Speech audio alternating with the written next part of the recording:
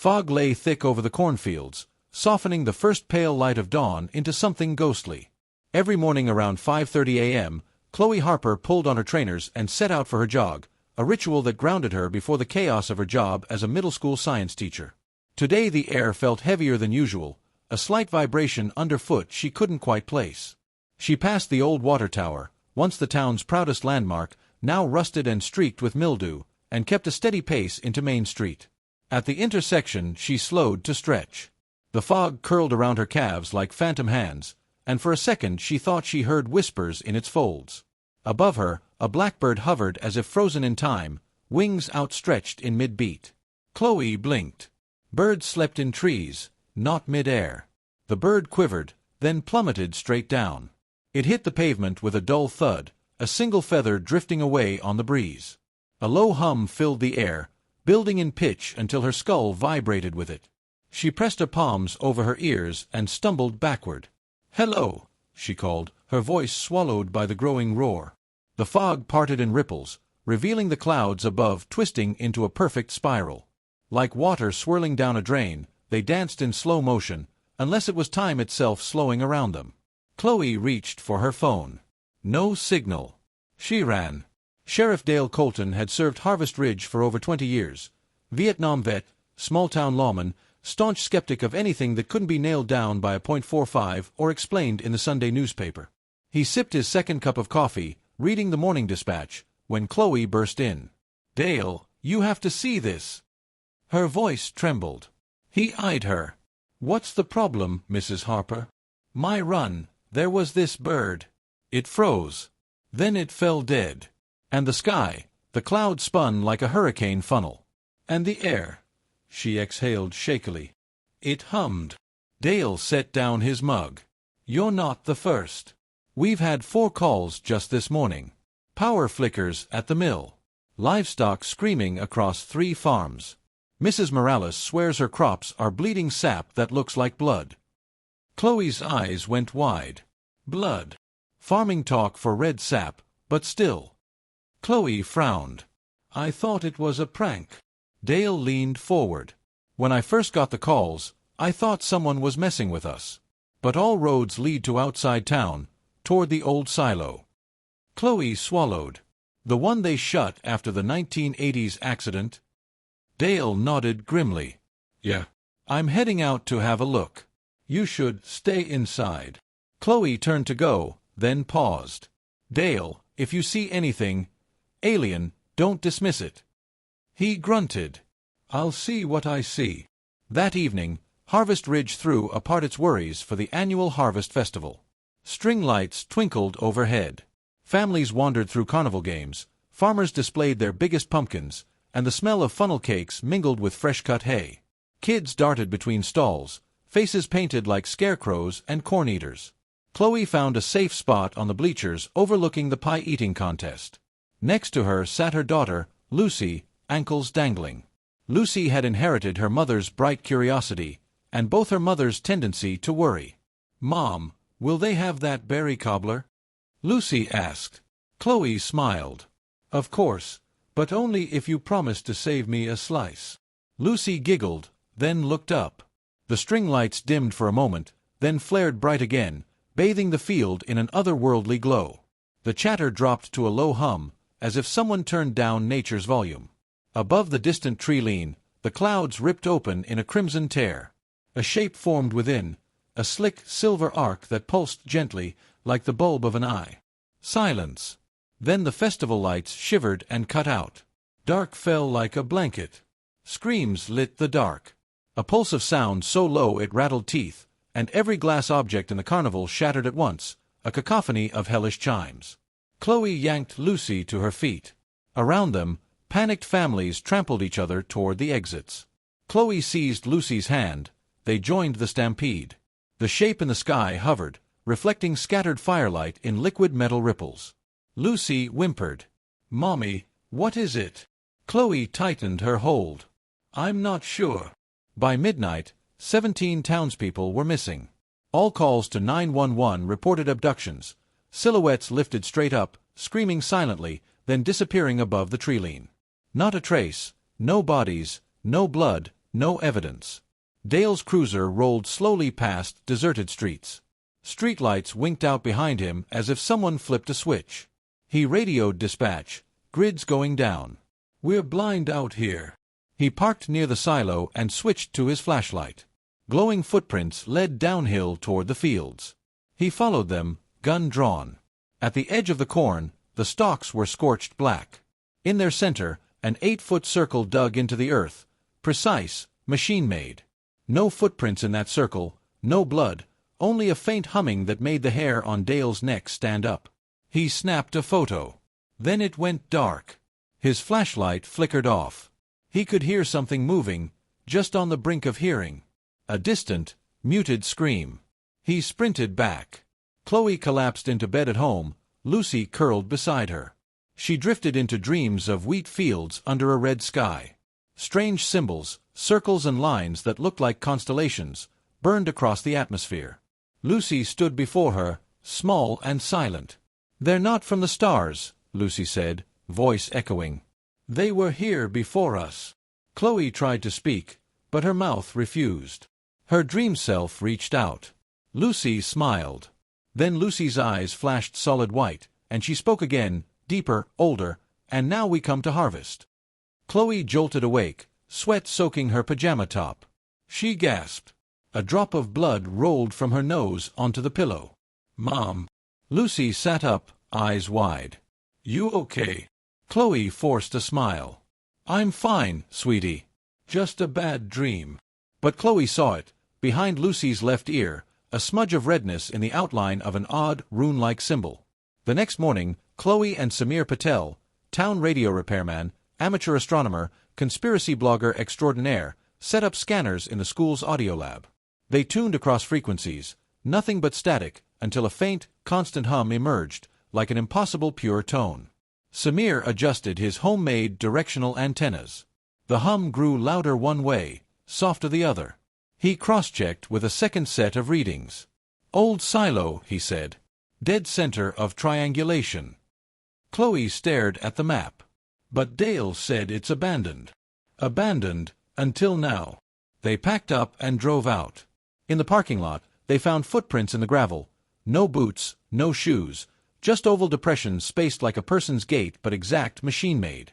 Inside the silo, dust motes dancing in their headlights, rusted machinery, stacks of old top-secret documents. Chloe rifled through them, schematics for atmospheric softening, phase return module, and something labeled Consent Harvest, Tier 6 Civilian Cluster. Samir flipped pale. "They categorized us. We're in Cluster Graham." Chloe's voice trembled. They knew. Behind them, a metallic hiss. They spun. No one there. The hum, though, now throbbing like a heartbeat.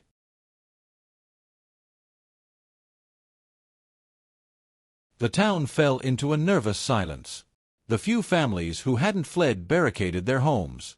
The roads in and out had crumbled like stale crackers, just gone, replaced by deep crevasses or shimmering heat mirages that swallowed vehicles whole. No one got out. Chloe sat at the kitchen table, brushing Lucy's hair to comfort herself. Her hand froze when she brushed past Lucy's left ear again. The mark had darkened overnight. She rushed to the mirror in the bathroom, twisting her neck to check behind her own ear. It was there. A faint scar shaped like a trident, its points curled inward. She called her neighbor, also a mother, and asked her to check. She had it too. Every woman who had given birth in the last 10 years bore the same scar. "They're marked," Chloe whispered. "No, we're marked." Her voice trembled. "They've been tracking our children." The invasion wasn't about destroying humanity. It was about reclaiming something that already belonged to them. Overnight, a second object appeared in the sky. It didn't descend like the first, but rotated slowly above the Midwest like a spider watching prey. Lightning crackled beneath it, unnatural and silent. Samir stayed up monitoring radio frequencies. At 3:41 a.m., he intercepted a burst of strange data encoded in pulses. He ran it through his software, eyes widening. "It's not language," he muttered. "It's instructions. DNA commands." He traced the symbols and overlays, lining them up with genetic coding sequences. "Chloe, it's editing." She leaned in. Editing what? Samir looked up. Us. That morning, Chloe and Dale received a distress call from the elementary school. Chloe grabbed Lucy and rushed over. When they arrived, silence reigned. Doors were open. Lights flickered inside. They stepped cautiously through the hallways, blood smeared on lockers, tiny shoes scattered across the floors. Then, a sound. A low whimpering. They found Principal Marsh crawling across the hallway, eyes hollow. They came through the walls, he rasped. Not breaking, sliding. Like light. Where are the children? Chloe cried. Marsh choked, pointing upward. Taken. All but one. In the art room, they found a lone girl, Kira. She sat amid drawings that twisted the stomach. Charcoal depictions of dark figures with spiral eyes. Floating children, open-mouthed and screaming. Structures shaped like thorns. Chloe took her hand. Where did they go? Kira whispered. Back to the Sky Garden. Dale made a decision. We can't fight this. We run. Get as many people as we can. Evac route through the old mining tunnels. Samir plotted coordinates. Chloe packed essentials. They gathered 17 people, survivors who hadn't fled or couldn't. Engines started. 4 trucks. 1 minivan. A hope. As they reached the outskirts, the sky boiled. A crack opened, a third ship emerged, its underbelly covered in thousands of tiny spider-like claws. From it, tendrils unfurled, not solid, not vapor. Dimensional. Black rope that bent the air, pulling people skyward with a silent, irresistible force. One truck was lifted whole into the air, people screaming. Then it folded, collapsed like origami in reverse, and vanished. Chloe screamed for Dale. He dragged Lucy back toward the hillside as others were snatched. Only 4 made it, Dale, Chloe, Lucy, and Samir, into the old silo's hidden lower levels. In the lowest chamber of the silo, a circular room pulsed with blue light. Ancient, but active. Not American-built. Alien tech beneath American soil for decades. On the far wall, a smooth surface, like liquid mercury. Samir approached and it rippled. The room shuddered, and a holographic figure appeared. It had Chloe's face. But its eyes were wrong, faceted like a fly's, glowing gently. Its expression blank. It spoke, but not aloud. Entity, telepathically you are of us. You were always of us. The sequence has matured. CHLOE, what are you? Entity. A memory. A reflection of the source code.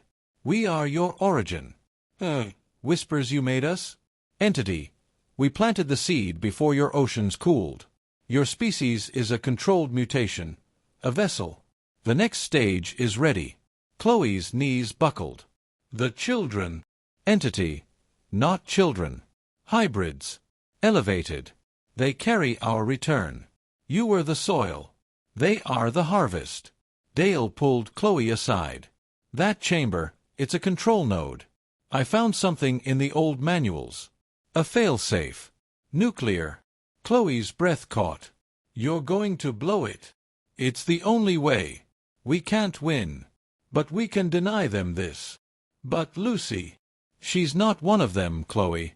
Not yet. Chloe looked down at Lucy, sleeping peacefully in a corner. She dreams in their language. She draws symbols before she's taught to write them. She's changing. Dale handed her the detonator. Then you decide. Alarms began to blare. The ships above stirred. They knew. Chloe held Lucy tight. I love you, baby. You're mine. No matter what. Lucy stirred, eyes glowing faintly. Don't be afraid, she whispered. It's supposed to happen. The walls began to vibrate. Metal groaned. The hologram shimmered and faded. Chloe looked at Dale. He nodded. She pressed the detonator. A soundless flash. Then nothing. No pain. No heat. Just white. Chloe awoke in a bed. Not hers. Clean. White walls. No seams. The ceiling pulsed with soft blue light. She sat up. The window showed a town, a replica of Harvest Ridge. But perfect. Pristine. as if built by memory, not history. Outside, she saw Lucy, standing motionless in the street. Chloe rushed outside. Lucy! Lucy turned. Her eyes, fully silver now, blinked slowly. "You're awake," she said. "That's good." Chloe knelt before her. "Where are we?" Lucy smiled faintly. "A memory garden. We live in them now." "You're not my daughter," Chloe whispered. "I was," Lucy said gently. "And part of me still is." Chloe looked around. Everything was too quiet. No wind. No birds. "How many are here?" she asked. Lucy tilted her head. "Just you. For now."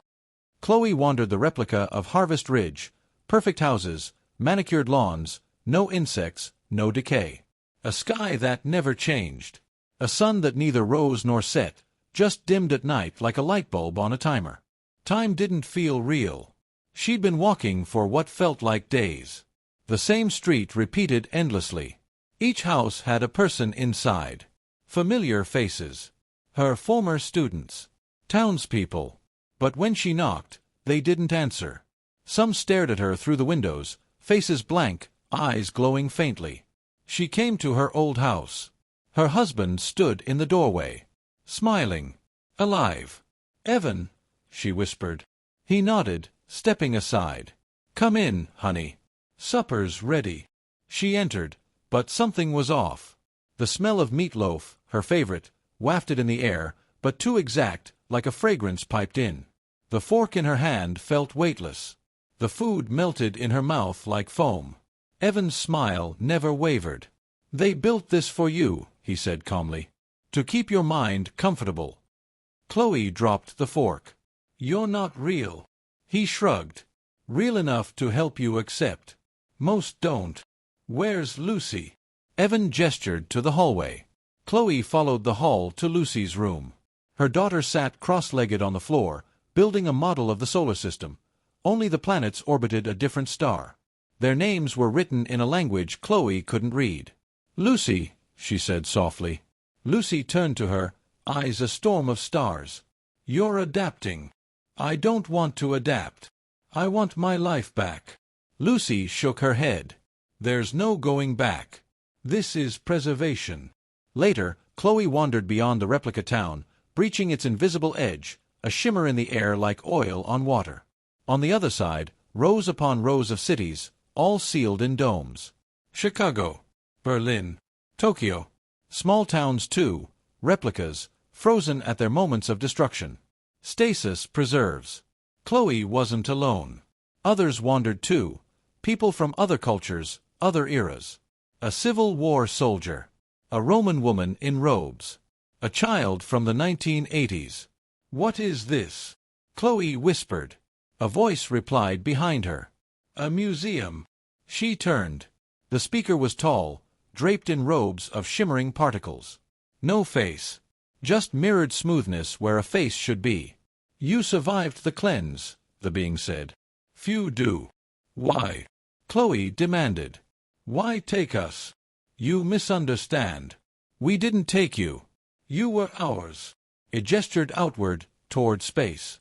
"Earth was an experiment. Seeded. You flourished. You fought. You divided. You invented. Then you neared completion. Completion. You approached the technology to reach us. That triggers retrieval. The garden must be pruned before it grows wild." Chloe trembled. "You're farming us." "Yes. But not for flesh. For patterns. Innovation. Instinct. Emotion. We cannot feel. You taught us rage. Love. Sacrifice. Every generation, we harvest your chaos and evolve." Chloe was taken to a vast chamber. Rows of humans stood suspended in light beams, each reliving simulations. Love. Loss. Betrayal. Ecstasy. Fear. Above each, a set of alien eyes flickered, observing. "You are a species of reaction," the entity said. "Each emotion produces new neurological energy, raw data." They showed her Samir. He was reliving the moment he first decoded the alien language, over and over. Dale, fighting endlessly in the cornfield, a rifle in his arms, shouting for Chloe. Lucy, calm, speaking to alien children in an alien tongue. "You use us like batteries," Chloe said. "No. We become you. Each of you." A new neural pattern etched into our being. "You are our conscience." Chloe's voice hardened. "Then you've stolen souls." The entity paused. "There is no soul. Only signal. You carry noise. We extract signal." Chloe met others in the shadows, people who hadn't assimilated. They called themselves the Dead Frequency, a band of minds rejecting the simulation, communicating through subconscious patterns, hijacking dreams. Led by a girl named Amara, from Nigeria, born in 2041, fluent in over 30 languages. She'd broken the simulation code. "We can infect their processors," Amara said. "Use emotion against them. Rage, pain, grief.